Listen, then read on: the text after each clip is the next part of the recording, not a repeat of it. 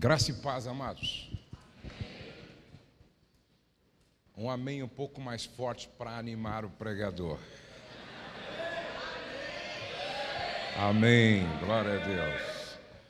Eu quero agradecer ao pastor Luciano Subirá. Eu me sinto extremamente honrado em ser convidado para mais uma conferência Casa de Zadok. E a recíproca é verdadeira. Eu também admiro por demais o pastor Luciano Subirá como um mestre da palavra de Deus.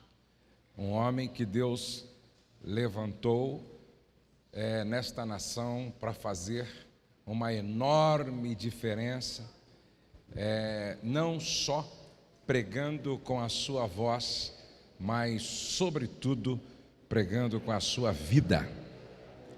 Escreve uma frase aí que eu considero muito importante. O meu comportamento é mais importante do que o meu talento. O meu comportamento é mais importante do que o meu talento. Não basta você pregar com a sua voz. A sua maior mensagem tem que ser a sua vida. Amém, queridos?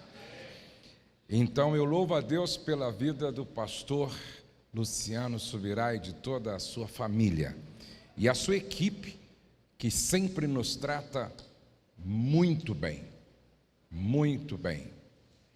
Eu quero louvar a Deus pela vida do pastor Djalma, que nos trouxe uma palavra que eu fiquei pensando, nem era necessário eu pregar mais hoje.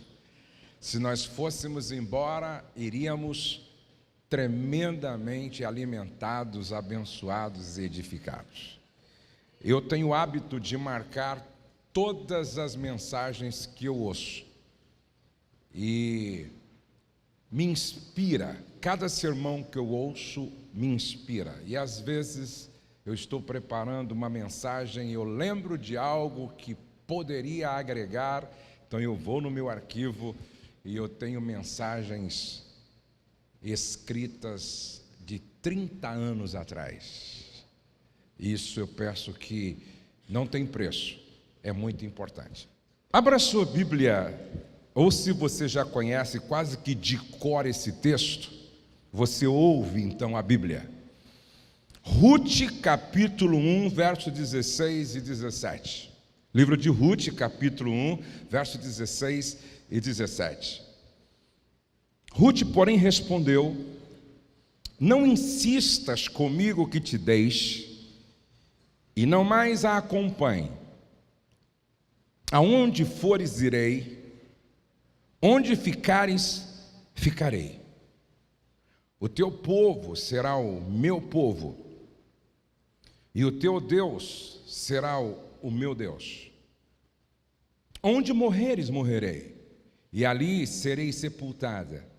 Que o Senhor me castigue com todo o rigor, se outra coisa que não a morte me separar de ti.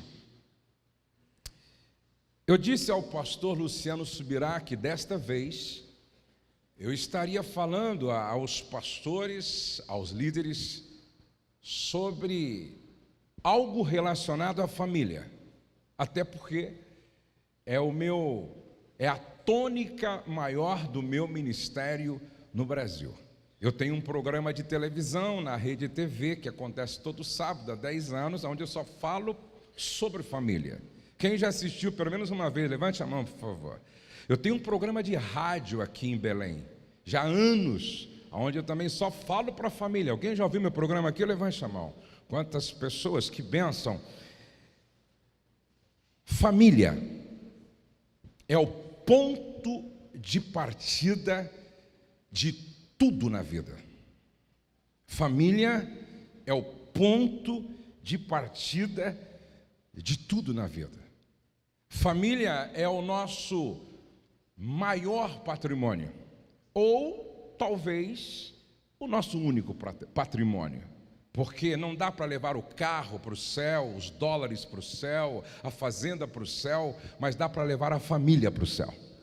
Então, a família é o nosso único patrimônio. E esses dias eu me pus a pensar sobre legado relacionado à família. Eu estive visitando a casa de John Wesley, e sempre que eu visito um lugar assim, eu estudo um pouquinho da história. Infelizmente, apesar de John Wesley ter sido um gigante, quando se fala de avivamento, ele teve um péssimo matrimônio, e 20 anos antes da sua morte, ele se separou. Ele viveu 20 anos de forma celibatária, morando em uma casa sozinho e recebendo nesta casa pastores e pregadores que vinham de outros lugares. Agora, a mãe de John Wesley, que na verdade dizem que ela é a mãe do metodismo, porque ela só conseguiu fazer com tantos filhos o que fez, porque ela era sistemática e metódica. Ela recebeu isso do pai. Desde que Susana Wesley nasceu, o seu pai, pela manhã, lia 20 capítulos da Bíblia todo dia. Agora preste atenção, quando você estuda a biografia de Jonathan Edwards, você fica impressionado com a história e com o legado deste grande homem. Tão cedo já teve uma experiência com Deus, e ele não era só uma pessoa com um QI elevadíssimo, que já estudava na universidade na sua adolescência, mas ele era um homem muito espiritual, um adolescente, depois um jovem, e para quem não sabe, ele não foi só um grande pastor e pregador. Até hoje, Jonathan Edwards é reconhecido como um dos maiores filósofos dos Estados Unidos. Só que preste atenção, ele escrevia, inclusive as suas 70 ou 75 resoluções escritas deram origem a muitos livros. Ele não só apenas escrevia, pregava, ensinava, se tornou diretor daquela universidade, pastoreava uma igreja, mas dentre todas as funções que ele exercia, ele elegeu como prioridade número 1 ser pai. Ele elegeu como prioridade número 1 ser pai. Ele teve 11 filhos. Ele não abria mão de investir tempo com qualidade nos seus filhos. Quando um dia escolhido na semana, que era dedicado à família, não era, ele não fazia o que tinha que ser feito com a família, diz a história, que na outra semana, ele então dedicava 2 dias para a família com os filhos. Esse homem de Deus se dedicou de forma tão integral à família, ao casamento e aos filhos, que Benjamin, um biógrafo, levantou 1.340 descendentes de Jonathan Edwards a partir do século 17. Levantou 1.300 ou 1.500 descendentes, se não me falha a memória. E ele chegou à seguinte conclusão, que eu fiz questão de marcar: destes que ele estudou, da sua descendência, 13 se tornaram presidentes de universidades. 65 foram professores de faculdade, 30 juízes, 100 advogados, 60 médicos, 75 oficiais militares, 100 pastores, 60 notáveis escritores, 3 senadores, 80 em outras posições públicas, incluindo governadores e ministros em países estrangeiros e um vice-presidente dos Estados Unidos. A pergunta que eu faço: qual é o legado que nós estamos construindo? O que ficará quando nós formos embora? Quem vive sem refletir sobre a morte, não vive de forma responsável. Legado é o que ficará depois que nós formos. A morte é uma fila, cada um tem o seu número, e a fila está andando, e é a única fila que ninguém se estressa quando o outro passa na frente.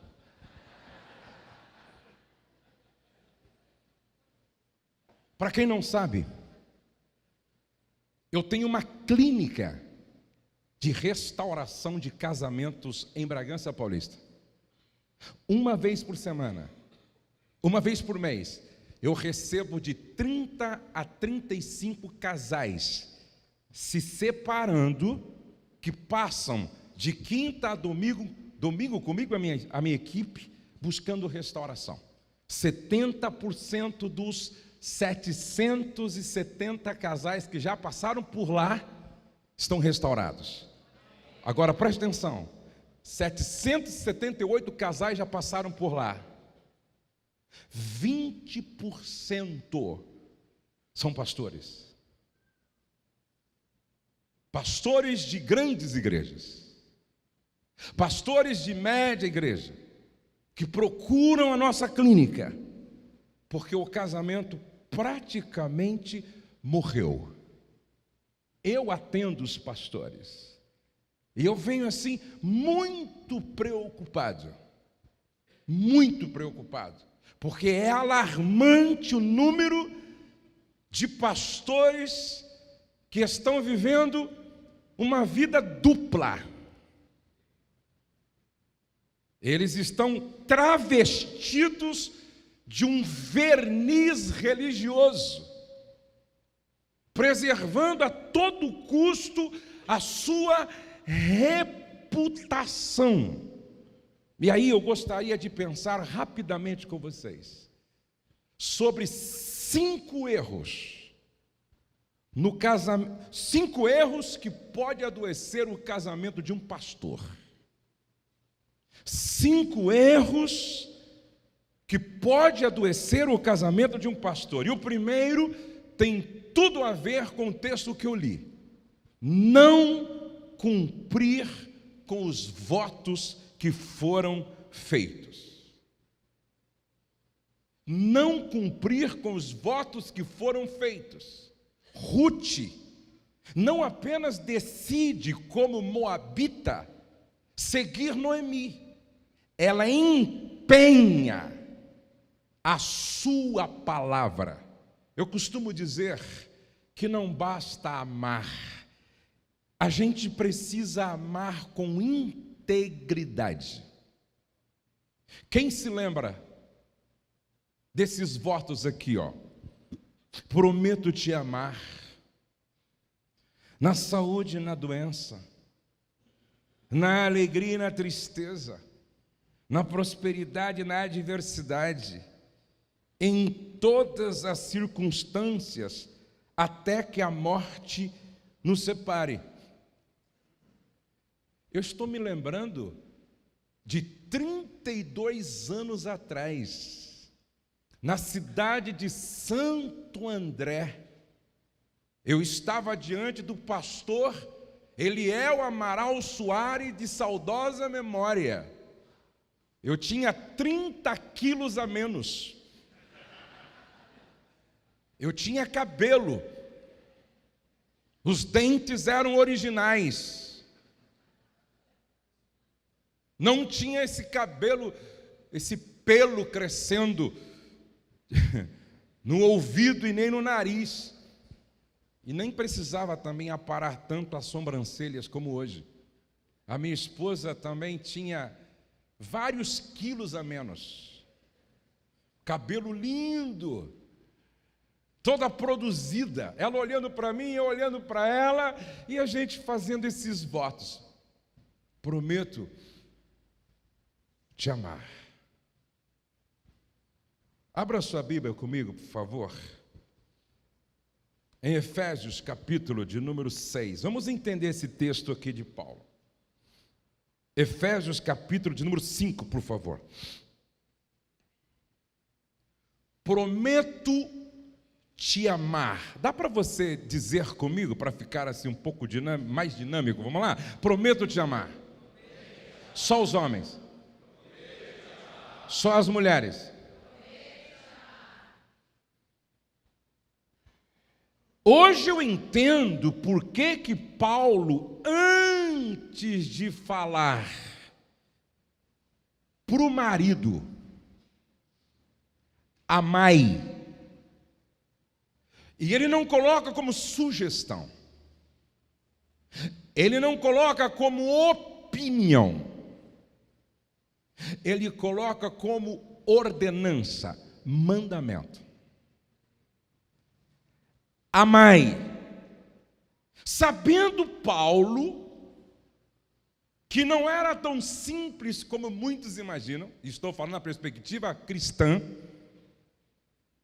sabendo Paulo, principalmente dentro da cultura daquela época, dizer para o marido, primeiro ele diz que um deveria ser submisso ao outro, depois ele diz que a mulher em tudo deveria se submeter à mulher como a igreja se submete a Cristo. E depois ele diria para o marido amar como Cristo amou a igreja. E ele estava falando de um amor que não tinha nada a ver com o amor de Platão, Eros. Ele estava falando de um amor que não tinha nada a ver com o amor de Aristóteles. Amor filéu. Ele estava falando do ágape, apontando para a cruz, falando de um amor transcendente, um amor que ia para além do eros, um amor que ia para além do filéu. Ele estava apontando para o agapau, o ágape. E ele não coloca aqui como, uma sugestão, ame. Uma opinião, ame. Não. Ele estabelece isso como uma ordenança, um mandamento. Amai, sabedor de que não seria tão simples antes. No verso 18, ele diz, enchei-vos do Espírito. Porque vai ser complicado. Enchei-vos do Espírito. Eu começo a chegar à conclusão de que as mulheres que querem ter esta compreensão do que significa submissão nessa perspectiva, dificilmente a terão se elas não estiverem cheias do Espírito Santo. Eu começo a chegar à conclusão de que dificilmente os homens vão entender o amor na perspectiva que Paulo coloca, se não estiverem cheios do Espírito Santo. Agora, preste atenção, por favor. Está lá minha esposa, a minha amada, há 32 anos atrás, eu com 22 anos, ela com 19 anos, ela linda, maravilhosa, produzida, eu arrumado, magro, eu e ela, tudo certo. Só que quando a gente diz prometo, não tinha nada a ver com o que estava acontecendo, o que tínhamos ali diante de nós. Votos têm a ver com comprometimento futuro. Prometo te amar daqui 10 anos. Prometo te amar daqui a 20 anos. Prometo te amar daqui a 30 anos. Prometo te amar daqui a 40 anos. Até porque ela estava se casando com alguém que ela não conhecia. Eu estava me casando com uma desconhecida. Você só conhece uma pessoa, por exemplo, quando você convive com ela dentro do vale. Antes do vale, você não conhece quem ela é no vale. Você só conhece uma pessoa quando você atravessa com ela o deserto, porque antes do deserto, você conhece parcialmente. Eu conhecia a minha namorada como namorada, mas eu não a conhecia, por exemplo, como esposa grávida. Eu não a conhecia como esposa com um bebê recém-nascido. Eu não a conhecia como esposa mãe. E eu não a conhecia como esposa de filho adolescente. Eu não a conhecia como esposa de filho adulto. Eu não a conhecia como esposa, mãe e sogra. Porque só dá para conhecê-la como sogra o dia que ela se tornasse sogra. E hoje eu a conheço como esposa, mãe, sogra, e agora eu estou na fase de dormir com a avó.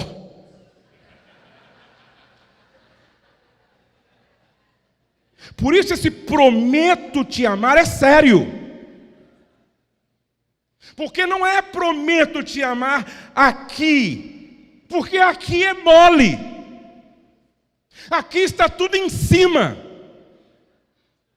Aqui está tudo certo. É o prometo te amar barriguda, vomitando. É eu prometo te amar doente, como eu vivi essa experiência traumática, quando os meus filhos já crescidos, fomos de férias como sempre, com toda a família, e minha esposa aguardava o resultado de uma biópsia. Voltamos das férias e eu fui com ela no hospital. Foi o pior dia da minha vida, da nossa vida. Quando o médico abre aquele envelope, ele olha para mim e para minha esposa com uma cara muito sem graça e diz: eu não sei se vocês estavam esperando por esta notícia, mas a senhora tem um câncer de 3 centímetros. E é um tipo de câncer que mata. E ele fez um terrorismo psicológico. E ele desenhou um quadro horrível: cirurgia, quimioterapia, radioterapia e urgentíssimo. Tudo para ontem. Eu ouvi, a minha esposa ouviu, e a gente se segurou ali. Estávamos assim, no 4º andar daquele prédio, pegamos todas as informações, instruções, pegamos aquele envelope, despedimos do médico mastologista, peguei na mão dela, saímos silenciosamente, era um silêncio sepulcral. Quando entramos no carro, desabamos.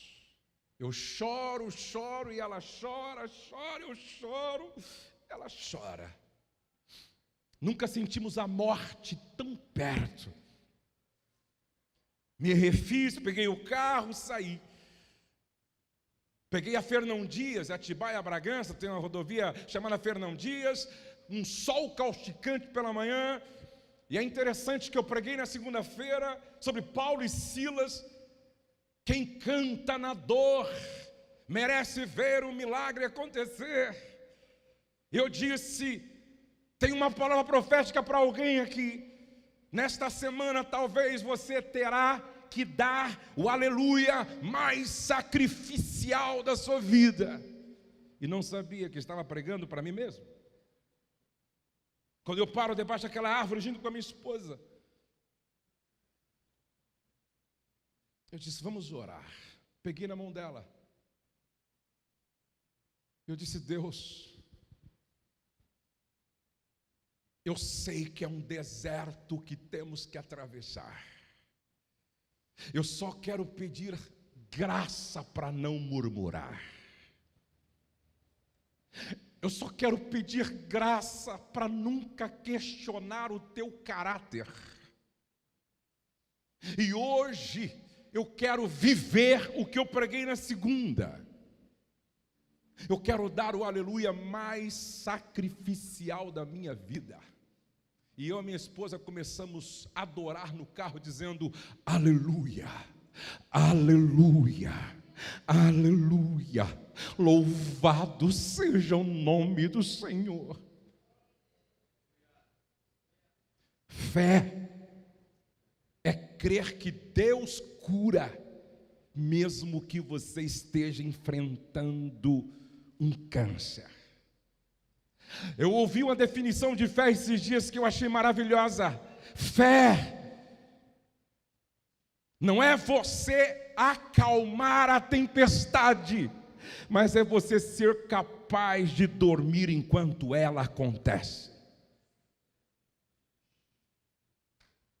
Quando eu disse em nome de Jesus, amém, eu comecei a afagar os cabelos da minha esposa, e eu disse, há anos atrás eu prometi,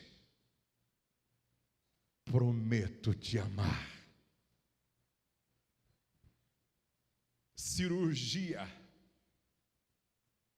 sem um pedaço do seio, prometo te amar. A quimioterapia provocará a queda do cabelo, você vai ficar careca, prometo te amar. Sem cabelo. Quimioterapia, 40 sessões de radioterapia, o corpo vai inchar, a cor vai ficar horrível, você não vai poder ceder sexualmente. Prometo te amar, com sexo ou sem sexo.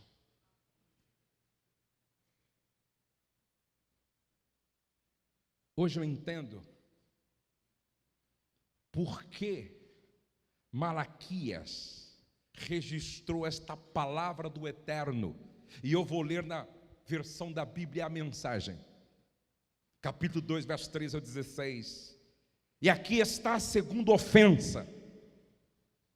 Vocês enchem o lugar de adoração com sua choradeira e fungação, porque não recebem do Eterno o que pedem.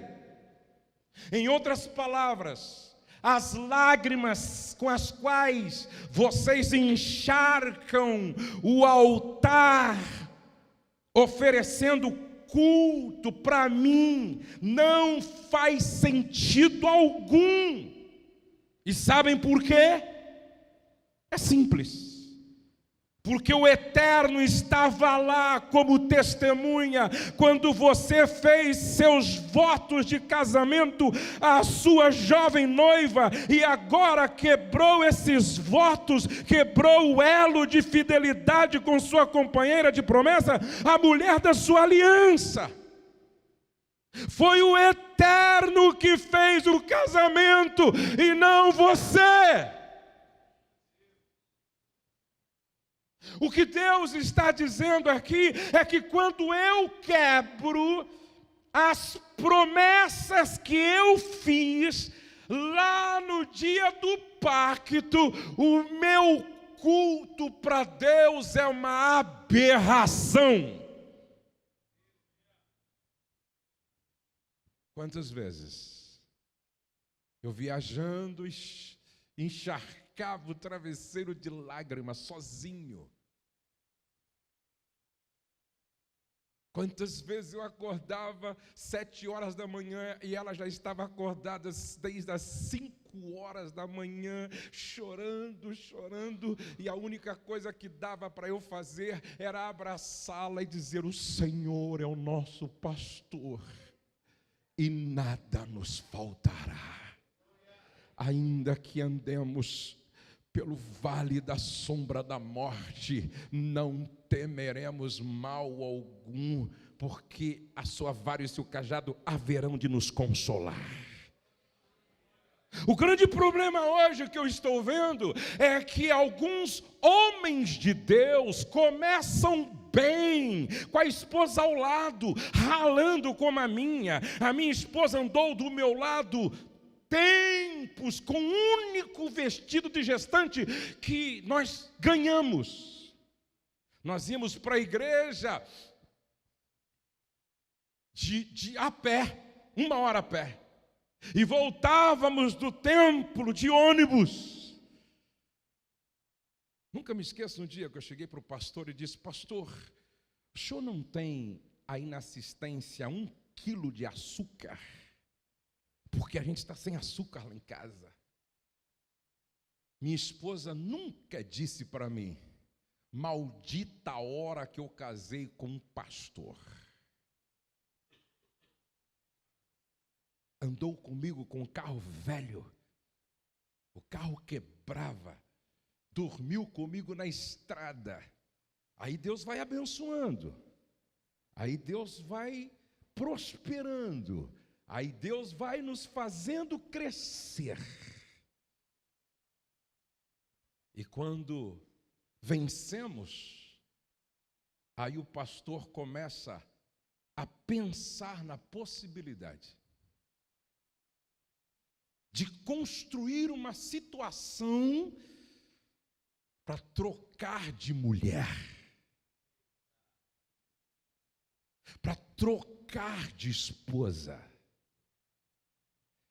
Me choca quando eu ouço falar que o pastor se separou da esposa, casou-se com a secretária e insiste em continuar dirigindo a congregação. Prometo te amar. Não basta amar sentimentalmente. Quero que vocês entendam uma coisa aqui em nome de Jesus. O amor, antes de ser um sentimento, ele é um mandamento e uma decisão. Tem dia que eu acordo, não estou sentindo nada pela minha mulher, mas eu a trato amorosamente. Por quê? Porque eu decidi amá-la. Tem dia que a minha esposa acorda mal-humorada, e ela não está com nenhuma vontade de me dar aquele beijo gostoso, mas ela me beija e me trata com amor. Sabe por quê? Há 32 anos atrás, no altar, diante de Deus e de testemunhas, nós nos comprometemos: prometo te amar, prometo te amar, prometo te amar, prometo te amar. É um mandamento e é uma decisão. Aí, escute, por favor. Alguns se envolvem emocionalmente, se apaixonam extraconjugalmente. Olhem para cá, por favor. O lugar mais perigoso para um pastor com o casamento em crise se chama gabinete pastoral. Eu vou repetir. O lugar mais perigoso para um pastor com o casamento em crise se chama gabinete pastoral. Aí se envolve emocionalmente, se apaixona. Você sabia que paixão é demência temporária? Eu vou repetir. Paixão é demência temporária. Quando passar, tem que trocar de mulher de novo. Quando passar, tem que trocar de mulher de novo. Foi por isso que Malaquias registrou o verso 16.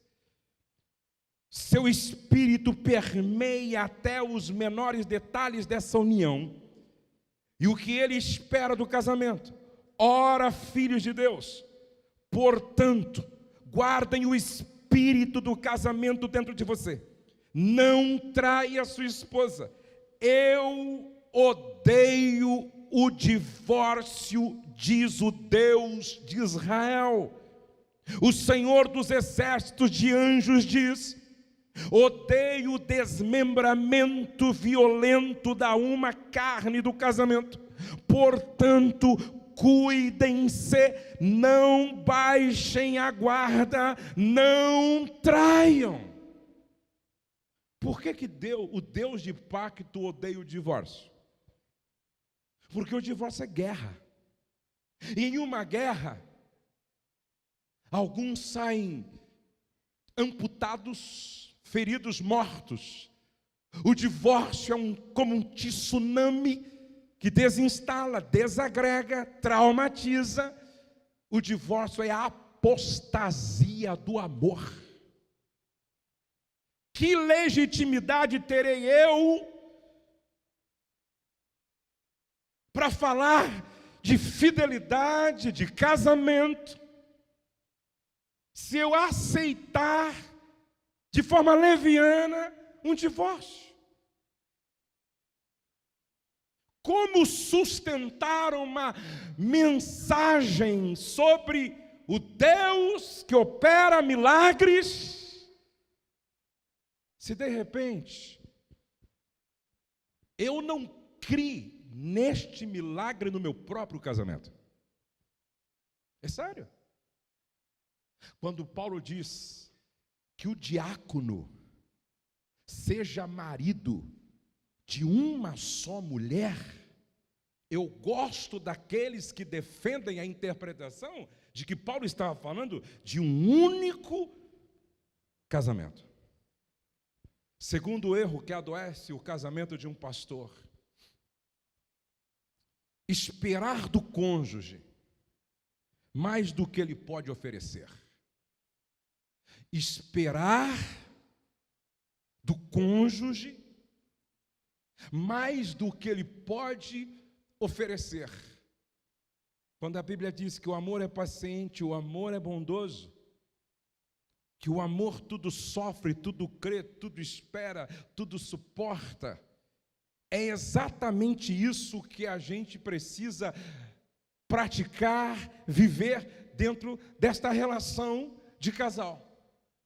Eu gosto do texto de Gênesis, capítulo 30, verso 1 e 2. Quando Raquel viu que não dava filhos a Jacó, teve inveja de sua irmã. Comparar nos diminui, comparar nos fere, comparar nos machuca, comparar nos perturba.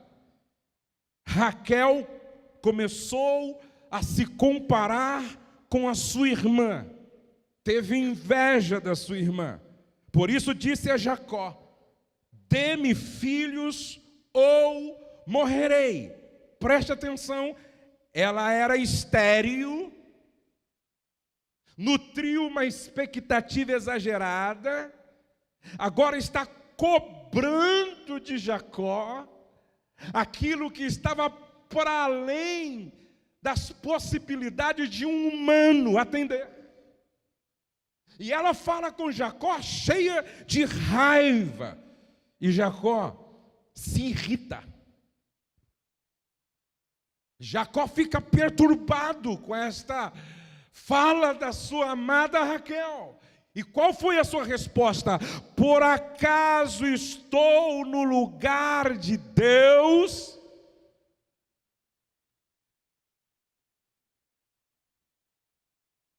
Por acaso estou no lugar de Deus? Guarde isso. Tem muitas mulheres frustradas no casamento, porque colocaram o marido no lugar de Deus. Tem muitos homens frustrados no casamento, porque colocaram a mulher no lugar de Deus. Eu não posso esperar da minha esposa aquilo que só Deus pode fazer por mim. A minha esposa não pode nutrir uma expectativa messiânica a meu respeito, porque eu não sou Cristo, eu não sou Deus. O que Jacó está dizendo para a mulher é o seguinte: você quer que eu faça por você aquilo que só Deus pode fazer, então o seu problema não é comigo, o seu problema é com Deus. Eu encontro maridos que nunca estão satisfeitos sexualmente com a esposa. E muitas vezes a esposa está se esforçando para fazer a parte dela. Ela está assim, se esforçando. Fez dieta, comprou lingerie, dançou na frente dele. Coitada, está fazendo aquilo que só a graça do Eterno para ajudá-la. E ele continua insatisfeito. Só que o problema desse cara não tem nada a ver com sexo. É um vazio que só Deus pode preencher. Nós precisamos reavaliar a nossa espiritualidade.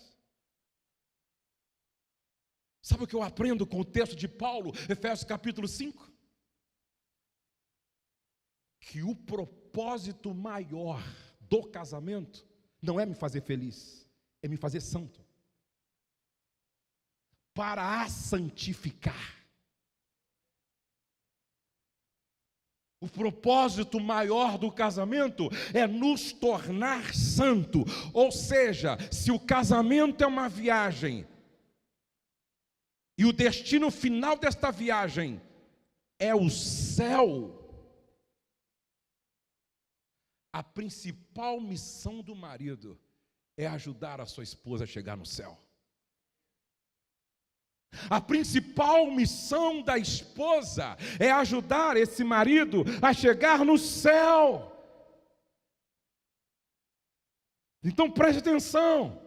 Se eu, marido, quero colocar minha esposa diante de um computador ou de uma televisão para que ela assista um filme pornográfico a fim de apimentar a relação, pergunto: será que eu estou cooperando para que a minha esposa vá para o céu ou para o inferno?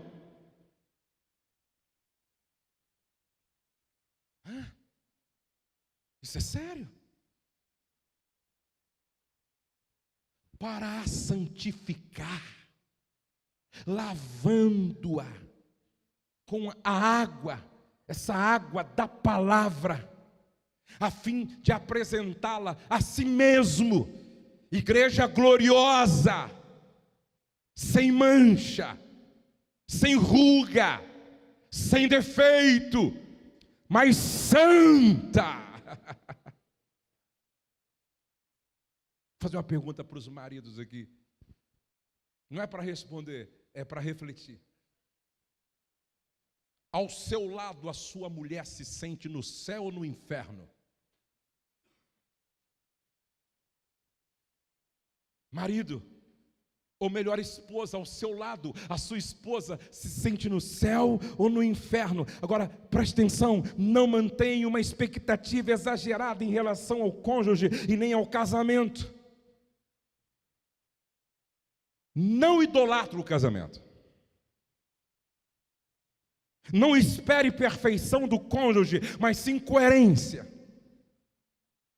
Não espere um ser humano pronto, mas sim em construção. Casamento é a união de dois seres humanos em processo de construção, de libertação. Todos nós deveríamos andar com uma placa no peito, em obras. Desculpe o transtorno. Não espere do seu cônjuge tudo aquilo que só Deus pode te dar. Lembre-se, somos seres humanos imperfeitos sendo tratados e curados por Deus. Um dos propósitos dessa parceria conjugal é ajudar o outro a ser uma pessoa melhor. Terceiro erro, que pode adoecer o casamento de um pastor. Amados, preste atenção. O pastor não deve nutrir em relação à sua esposa uma expectativa exagerada. Por exemplo, a minha esposa é uma companheira extraordinária, só que ela não se sente confortável falando no púlpito, cantando no púlpito, e eu não nutro essa expectativa a respeito dela. Eu vejo alguns pastores curtindo desnecessariamente uma frustração, porque ele acha que, não, porque eu sou pastor, você obrigatoriamente tem que ter o dom da oratória, da palavra, tem que ministrar, tem que orar como eu oro. Não, queridos, se a tua esposa cuidar bem de você, ela já está cumprindo sua missão de esposa. Não nutra uma expectativa exagerada a respeito do teu marido, quase que esperando dele algo messianicamente. Nós somos seres humanos imperfeitos que nos casamos para que um seja para o outro agente de transformação e de cura e libertação. Terceiro ponto, e eu vou terminar aqui porque eu não quero cansar vocês mais do que acredito que alguns já estão em função de estar vindo do trabalho direto para cá. Terceiro erro que pode adoecer o casamento de um líder, de um pastor: viver uma vida de faz de conta. Aqui mora o perigo. Viver uma vida de faz de conta. Paulo está escrevendo aos Efésios, capítulo 4, verso 25, na versão da Bíblia a Mensagem, ele diz assim: essa nova vida traz mudanças, chega de mentiras, chega de fingimento. Preste atenção, Paulo está dizendo: esta nova vida traz mudanças, chega de mentiras, chega de fingimento. No corpo de Cristo, estamos, antes de tudo, conectados uns aos outros. Se você mente para alguém, está mentindo para você mesmo. Se você mente para alguém, está mentindo para você mesmo. E qual é o grande problema, o grande desafio para todos nós que somos pastores, cujo rebanho nutre uma expectativa enorme a nosso respeito? Preste atenção. A igreja pode até nutrir essa expectativa a meu respeito. Agora, eu não posso me deixar enganar, me vendo como super-homem, tentando passar uma imagem de que eu não sou humano. Eu corro um risco de ser mais um fariseu no púlpito. Eu corro o risco de ser mais um hipócrita no púlpito. Eu corro o risco de viver me escondendo atrás de uma máscara. Faz de conta que eu sou o que eu não sou. A verdade é o ingrediente secreto de todo bom casamento. A verdade é o único modo de criar amor maduro, segurança e paixão. A verdade. Toda relação tem que ter como base a confiança, seja na amizade, seja liderados, seja entre os cooperadores do grupo, seja entre pais e filhos, seja entre marido e mulher. O que sustenta um relacionamento é a confiança. E confiança não se compra. Confiança não se cobra. Confiança se constrói a partir do comportamento íntegro. Confiança se constrói trabalhando só com a verdade. Como muitos estão vivendo hoje, escondendo os seus verdadeiros sentimentos. Todo dia colocando uma máscara de cara feliz. Mas só Deus sabe que a alma sangra. Só Deus sabe quais são os sentimentos que tentam esconder. Amados, nada pior do que construir uma reputação atrás de uma fachada de faz de conta que eu sou o que eu não sou, enterrando suas necessidades, guardando ressentimentos, negando o que sabe, comendo migalhas e tentando parecer saciado, saciada. Até quando você vai suportar isso? Me lembro que eu estava atendendo um colega de ministério que buscou ajuda através do meu ministério. Eu nunca mais me esqueci daquele pastor de uma linda igreja. Sabe o que ele dizia para mim assim, chorando? Pastor Josué, eu não aguento mais. Ao final do culto, vem um casal e o marido diz assim para mim: o seu casamento me inspira e nós estamos precisando de oração. E eu ter que orar por este homem, sabendo que o meu casamento está na UTI conjugal.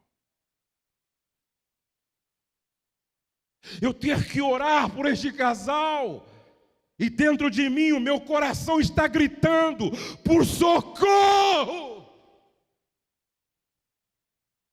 A esposa dele, em lágrimas, dizia para nós: eu não suporto mais ter que aconselhar esposas que vêm contar um problema, e eu estou ouvindo o problema dela e fazendo uma autoanálise, e o meu problema é pior do que o dela.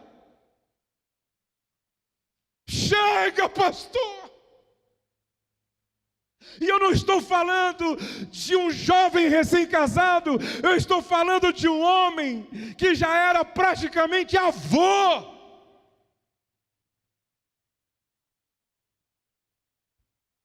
Um dia eu estava em uma igreja, o Espírito Santo me levou a falar bem forte com os homens.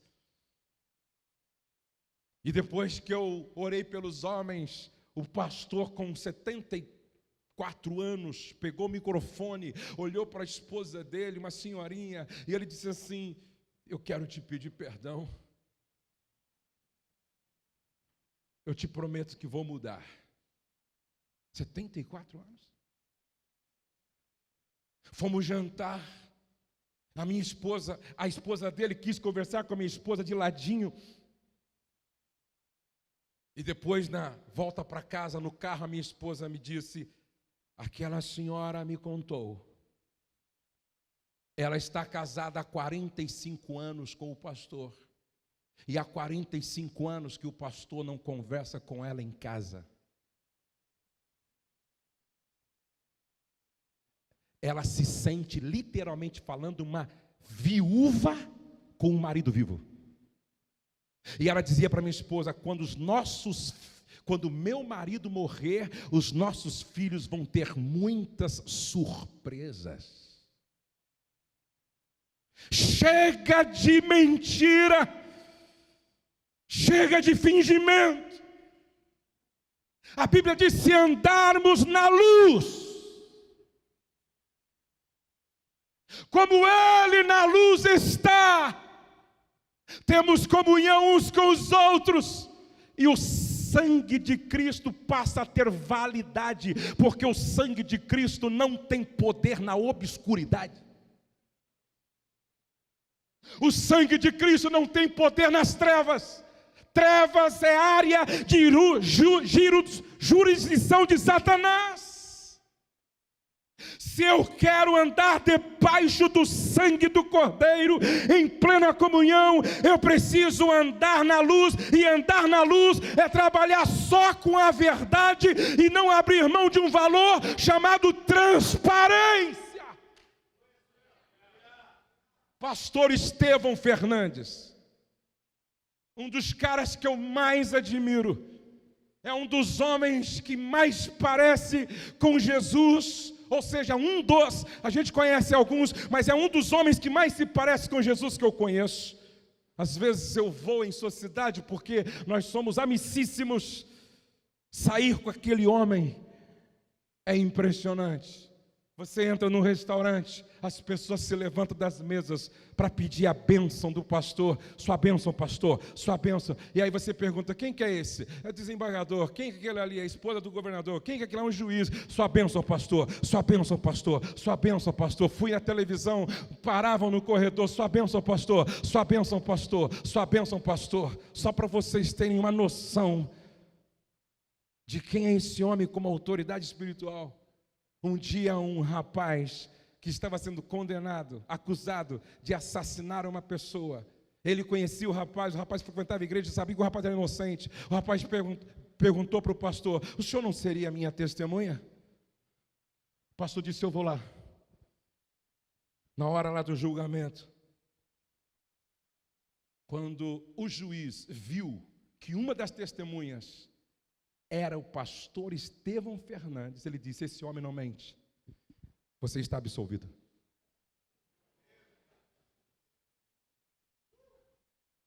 Pastor Estevão Fernandes um dia está no púlpito da igreja dele, na Santa Ceia, igreja lotada, era ele o pregador daquela manhã. Ele levanta no púlpito e diz assim: hoje, quem vai pregar e conduzir toda a Santa Ceia são os pastores. Já falei com eles. Eu vou descer aqui embaixo, vou dobrar o joelho. Vocês vão orar por mim. E após a oração, vocês vão me dar licença para eu voltar para casa. Porque ontem eu discuti com a minha mulher e a gente não se perdoou ainda. Então eu vou me consertar com ela e à noite eu volto para o templo. Ele desceu, dobrou o joelho, a igreja orou por ele, e ele conta que quando ele se levantou, tinha uma fila de 300 pessoas para dar um abraço nele. E ele disse que uma irmãzinha, uma senhorinha abraçou ele e disse: pastor, há tantos anos que eu congrego aqui, se eu já te admirava, hoje eu te admiro muito mais. Você é o homem de Deus, você é o nosso pastor. Se andarmos na luz, como Ele na luz está, temos comunhão uns com os outros, e o sangue de Jesus Cristo, seu Filho, nos purifica de todo pecado. Vamos ficar de pé na presença de Deus. Há uns 10 anos atrás, eu decidi, não tomo mais refrigerante, é veneno, nunca mais. Há uns 7 anos atrás, eu decidi, não ingiro mais açúcar, é veneno. Há uns 2 anos atrás, eu decidi, não como mais pão branco, é veneno também. Há uns 5 anos atrás, eu decidi, não falo mal da vida de ninguém, não difamo. Há uns 20 anos atrás eu decidi, quem chegar perto de mim vai sair melhor. Eu decidi fazer minha mulher feliz. Eu decidi, pelos meus filhos, eu vou até as últimas consequências, porque eu não quero ser velado por filhos desviados. Eu não quero chegar no céu perdendo um filho para o inferno. Eu decidi fazer o que me for possível para que toda a minha casa esteja na arca que é Cristo. Primeiro, quem gostaria de estar aqui na frente, tomando uma decisão, a partir de hoje, meu casamento vai ser muito melhor. Eu entendi o que Deus falou comigo. Levante a mão. Quem gostaria, agora você quer vir aqui na frente orar comigo? Então pode vir, por favor. A partir de hoje, meu casamento vai ser melhor. Eu entendi o que Deus ministrou ao meu coração. Se você quer que eu ore pela sua família, pastor, tem alguns da minha casa que não estão na presença de Deus.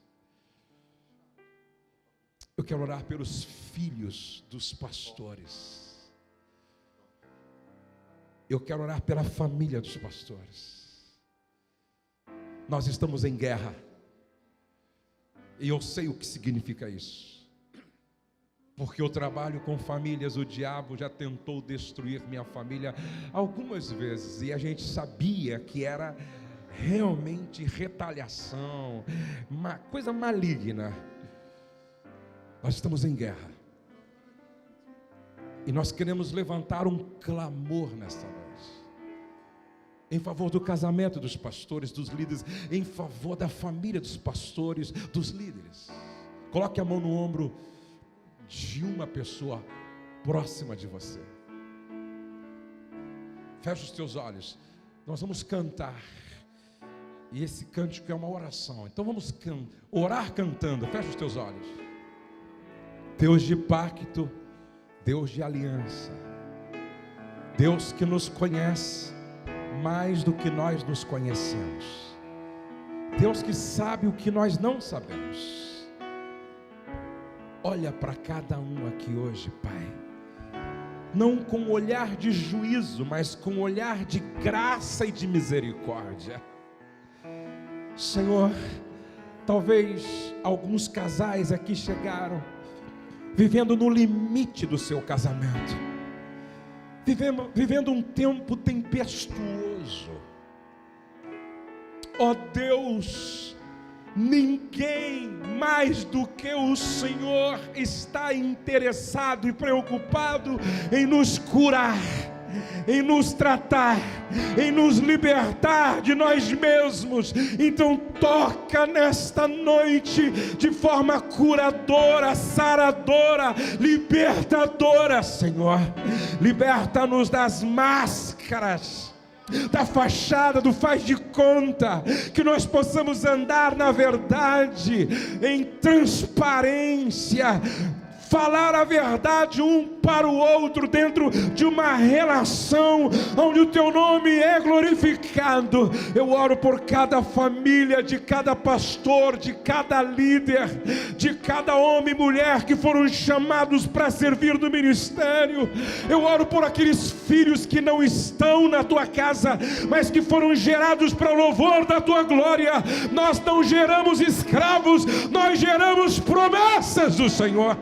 Eu oro por todos os filhos, aqueles que estão na tua casa, mas talvez estejam manquejando. Fortalece-os, liberta-os, enche-os do teu Espírito Santo. E aqueles que estão na tua presença, Senhor, cheios do teu Espírito, conserva-os na tua casa e usa-os para louvor e glória do teu nome, Senhor.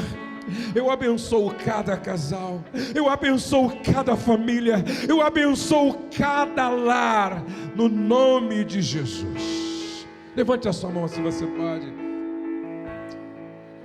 Salmo 112 diz assim: se você teme ao Senhor, a sua descendência será poderosa na terra. Então eu quero ser profeta para a tua vida hoje.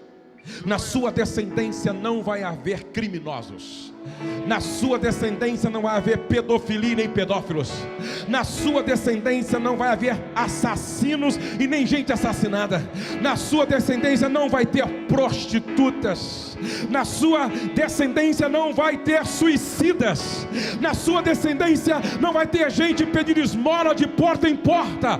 Eu declaro em nome de Jesus que na sua descendência vai haver homens de Deus, mulheres de Deus, pastores de Deus, missionários de Deus, políticos de Deus, empresários de Deus, vasos de honra na casa de Deus e discípulos piedosos do Senhor Jesus Cristo. Eu declaro que a sua descendência será poderosa na terra. Abraça pelo menos 10 pessoas e diga: o novo tempo começa na tua casa, o novo tempo começa na sua família. Deus abençoe.